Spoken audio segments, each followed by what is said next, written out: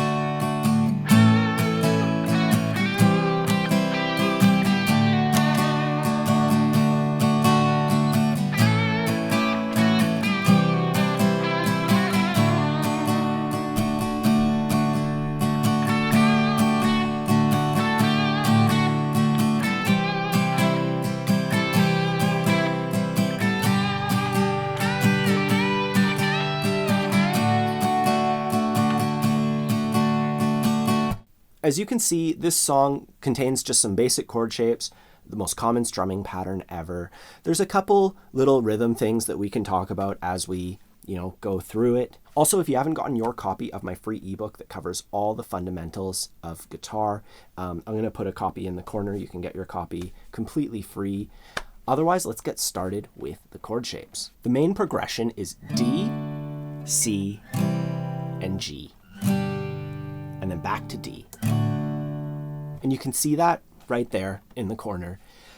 As far as the chord switching, D to C is probably one of the trickier, beginner switches to make. So take the time to go through that, silently at first, placing your fingers in a particular order, whichever way you want. It could be that way, starting with your ring finger, or starting with your index. But you just keep doing it over and over again.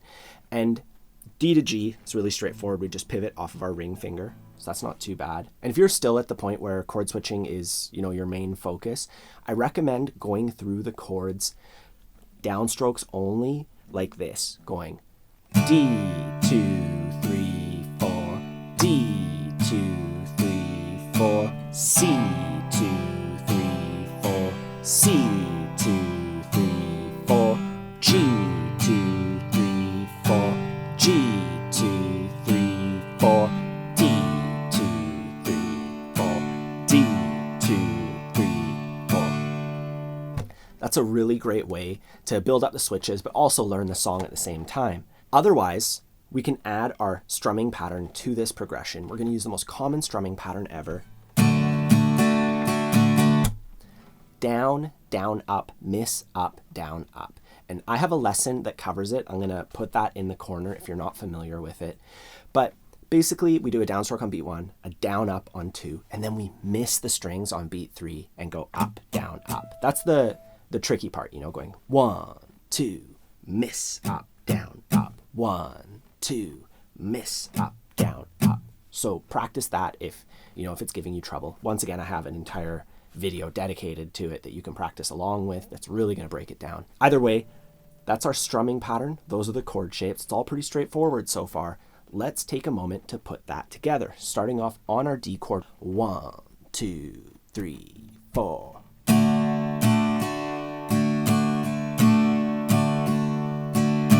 C, C, G, G, and D.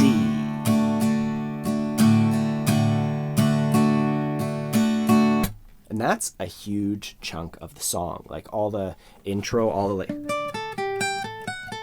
that stuff, that all happens over that chord progression as well as the verse. The next section that I want to take a look at, though, is the chorus. And that's just A, C, D, D. You can see that right here. It's even simpler. Once again, go downstrokes only, A, 2, 3, 4, C, and do it that way if you want to work on the switches. Otherwise, we're going to add the strumming pattern to it and play through the chorus. 1, 2, 3, 4.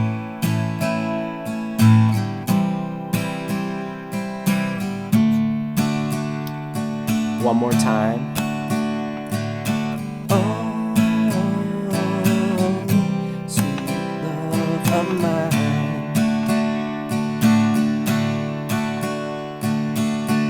And the first 2 times we do the chorus, we're going to do it that way. But the third time we do it, at the very end, when we're playing the D chord, instead of doing our strumming pattern, we're going to go like this.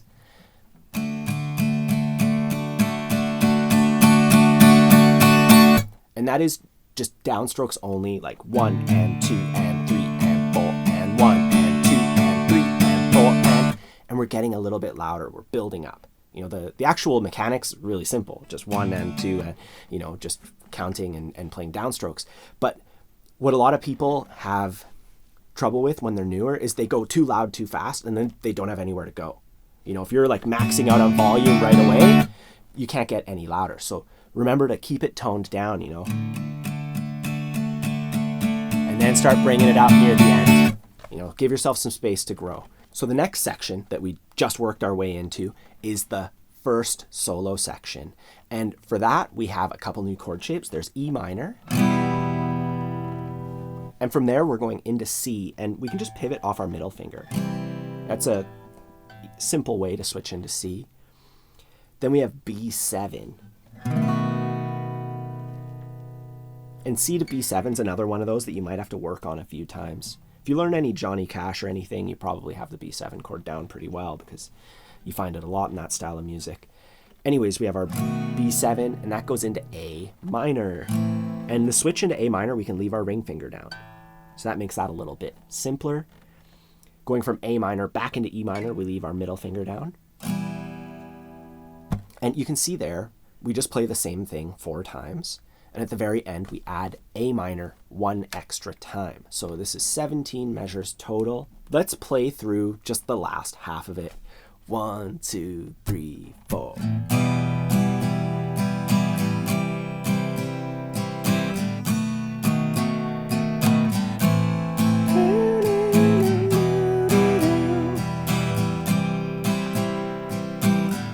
He does this cool harmonic minor lick here. Extra measure of A minor. Cool, so that's the first solo section, which goes into the second solo section. It's part of the same solo, but the chords, like the rhythm is changing. And you can see it right up here. We have a measure of E minor, a measure of G, and a measure of A, and that's pretty simple. And then this last measure where it goes C, D, G, we need to break it down because all those chords are sharing a measure. We have 2 beats of C, 1 beat of D, and 1 beat of G. And to play it, on the C chord we go down, down, up, just like we're starting our regular strumming pattern.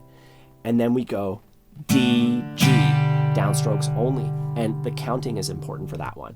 1, 2, 3, 4. So I recommend counting yourself in like 1, 2, 3, 4, 1, 2, 3, 4.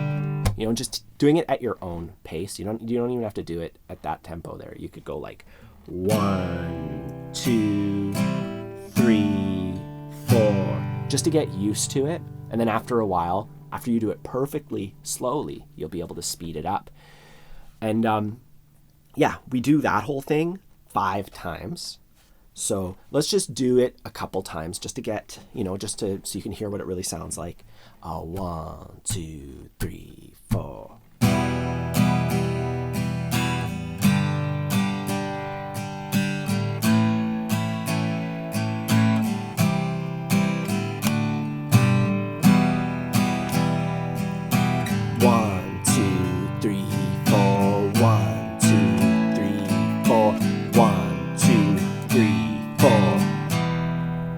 There's a lot of sections in this song, but there's also a lot of repetition. So really you just need to practice each section like we're doing in this lesson a whole bunch of times, getting used to it. And then it'll be pretty easy to piece it together once you have that muscle memory, you know. So I really recommend breaking it down. The last thing that we have to learn is the ending. And the ending starts out the same way as what we just did.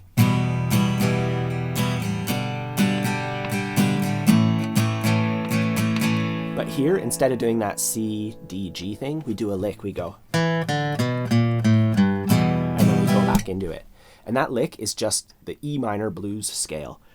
We're on the 2nd fret of the D string, and I'm going to play it with my middle finger. And we go 2, O, and then on the A string, 2, 1, O, and I'm doing this all with downstrokes. And then on the thickest string, 3, and then we go back into our E minor chord, into strumming it. So you might want to play that last note with your ring finger to leave those other 2 fingers free to make that E minor shape right away, like this. And I would at first practice the notes like that, just going through them at your own pace and landing on that next chord. That's really important. You know, a lot of the time we'll just learn the lick, then when we try to add it to the chords, it doesn't, you know, it's not so smooth. So we're adding that chord at the end so that we can just get that out of the way right away. And after that lick, we land on E minor, G, and then the song slows down. We go A, 2, 3, 4, C, 2, D, 4, E minor, and we're done. So it's just some like downstroke stuff at the end. I'm going to play through the entire outro now so you can see it all. I'm going to do it nice and slow. 1, 2, 3, 4.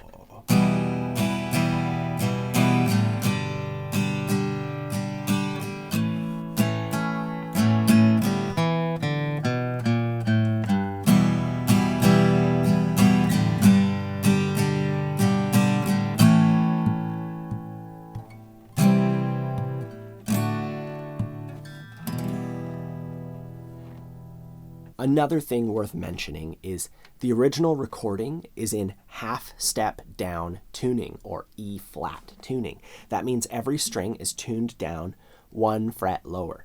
E-flat, A-flat, D-flat, G-flat, B-flat, E-flat.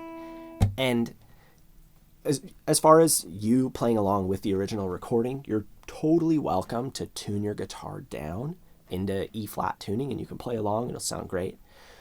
I also have on my Patreon page a full playthrough where I played through the song with a metronome, a bit slower than the original recording. The original recording is at 128 beats per minute. We did it at 104, so it's like, 25% slower. And I did it in standard tuning. That way you don't have to retune your guitar. It'll have the chords and lyrics floating along the top of the screen, and give you a chance to play through the entire recording in a bit of a slower way and in standard tuning. That's on my Patreon page. Otherwise, if you haven't grabbed your copy of my free ebook, I have that in the corner and down below. Also in the corner, you'll see my complete beginner's course, which is the best way to go from a absolute beginner into a confident strummer, being able to play a song like this, no problem. There's more information on that in the corner. Don't forget to like and subscribe if you enjoy learning with me. Otherwise, have a fun time practicing, and I'll see you soon.